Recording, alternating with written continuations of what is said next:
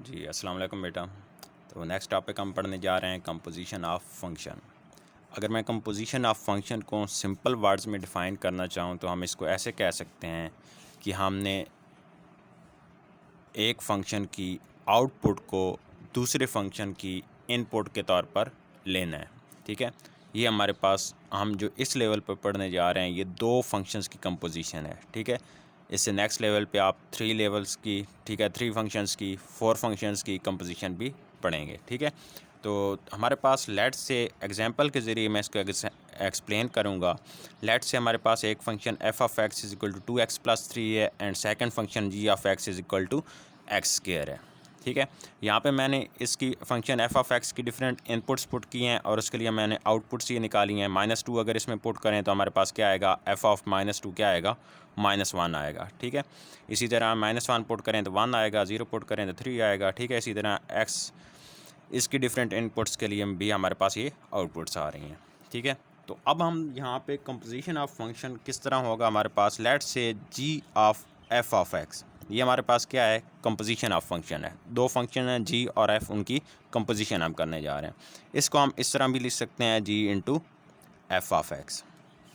Okay जी, let's say मैं यहाँ पे जो फंक्शन f है इसमें इनपुट देता हूँ -2 इनपुट देता हूँ इसमें। ठीक है, -2 मैंने इसमें इनपुट दी, फंक्शन हमारे पास f है, तो ये हमारे पास आउटपुट क्या देगा, f ऑफ -2। ठीक है, मतलब कि यहाँ पे हम -2 पुट करेंगे इस फंक्शन में तो हमारे पास आउटपुट क्या आएगी, f ऑफ -2। ठीक है, अब हमारे पास ये जो आउटपुट आ रही है, ठीक है, इस फंक्शन की आउटपुट को हमने इनपुट के तौर पर यूज़ करना है फंक्शन g की। फंक्शन g की हमने इनपुट के तौर पर यूज़ किया तो हमारे पास आउटपुट क्या आएगी, g ऑफ f ऑफ -2।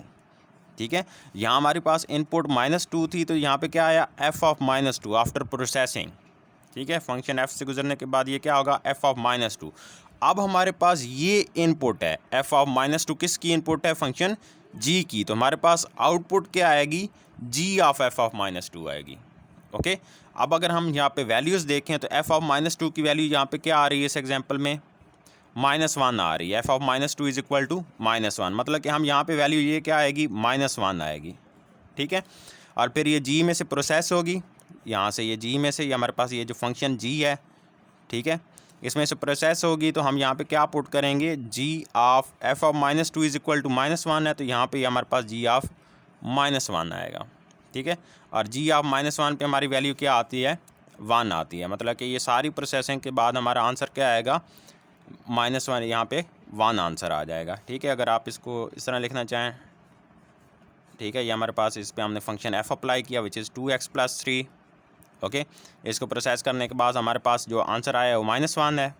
ठीक है, फिर हमने इसे g फंक्शन में ये जो हमारे पास आउटपुट आई है इस फंक्शन की, उसको हमने g में क्या यूज़ करना है, एज ए इनपुट।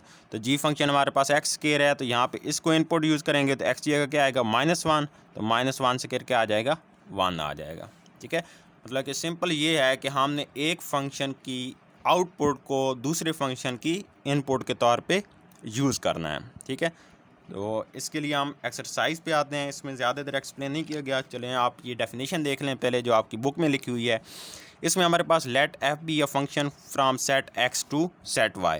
हमारे पास एक फंक्शन f है जिसे डिफ़ाइन किया गया है सेट x टू y की तरह, और g be a function from set y to z, और g को हमने डिफ़ाइन किया है from set y to z की तरह। ठीक है, इसका मतलब क्या है, ठीक है, यहाँ पे भी अगर हम g of f of x को इसको देखना चाहें, समझना चाहें, ठीक है, तो ये किस तरह होगा कि हमने x को इनपुट के तौर पे यूज़ किया है फंक्शन f की। पहले सेट जो होता है ये डोमेन होती है, इनपुट होती है, ठीक है, फंक्शन f की, और हमारे पास आउटपुट क्या आई है, y आई है, और फिर जो g की इनपुट है वो क्या है, y है। ठीक है, g की इनपुट क्या होगी, ये जो y है ये g की इनपुट होगी, और हमारे पास आउटपुट क्या सेट क्या आ गया, z आ गया। ठीक है, तो यहाँ से भी हमें पता चल रहा है कि जो हमारे पास फंक्शन f की जो आउटपुट आती है उसको हम g की इनपुट के तौर पे यूज़ करते हैं और उससे हमारे पास रिज़ल्ट आ जाता है। ठीक है, तो हम कंपोजिशन ऑफ फंक्शन को किस तरह होती है हमारे पास, ये इसे हम क्या कहेंगे, g of f of x। ठीक है, मतलब कि हमने x को इनपुट दिया और जब हम g अप्लाई किया तो हमारे पास आउटपुट क्या आ गई, सेट z आ गया। तो इस तरह हमारे पास इनपुट ये x हुआ और आउटपुट जो होगी वो हमारे पास z सेट आएगा। ठीक है, तो अब आते हैं हम एक्सरसाइज की तरफ। एक्सरसाइज 1.2 जी, the real valued function f and g are defined below. ठीक है, ये हमारे पास f और g जो हैं इनको डिफ़ाइन कर दिया गया है और हमने फाइंड करना है f of g of x, g of f of x, f of x and g of x। ये हमने फाइंड करने हैं चारों रिजल्ट। ठीक है, तो first of all A part solve करते हैं which is f of g of x। A part हमने सॉल्व करना है which is f of g of x। इसको हम किस तरह लिख सकते हैं, f of g of x भी से हम लिख सकते हैं।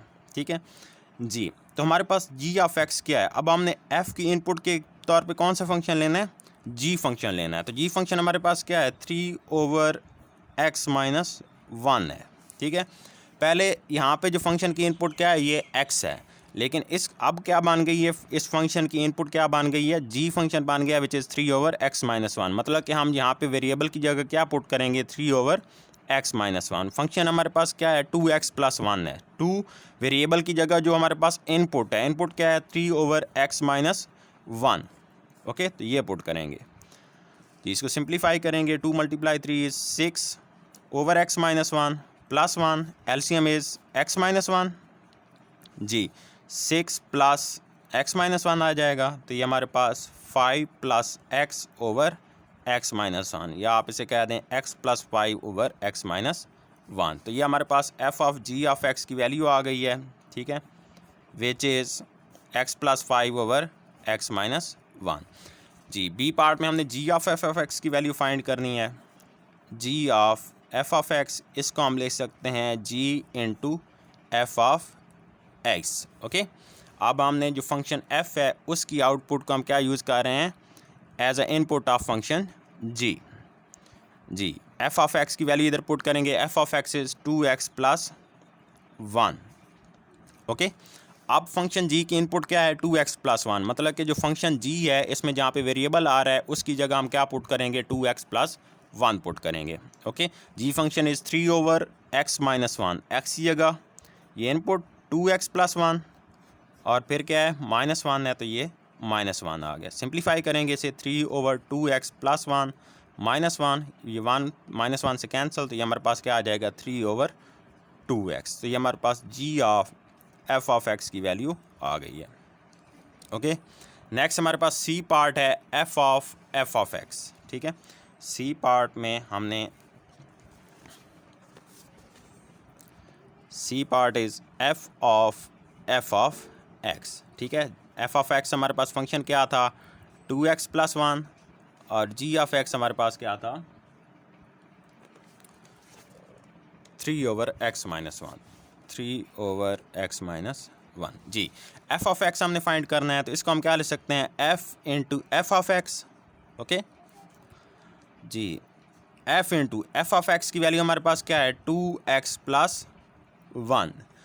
अब हमारे पास जो फंक्शन f की आउटपुट है उसको एज अ फंक्शन ऑफ जो है उसी की इनपुट के तौर पे यूज़ करना है।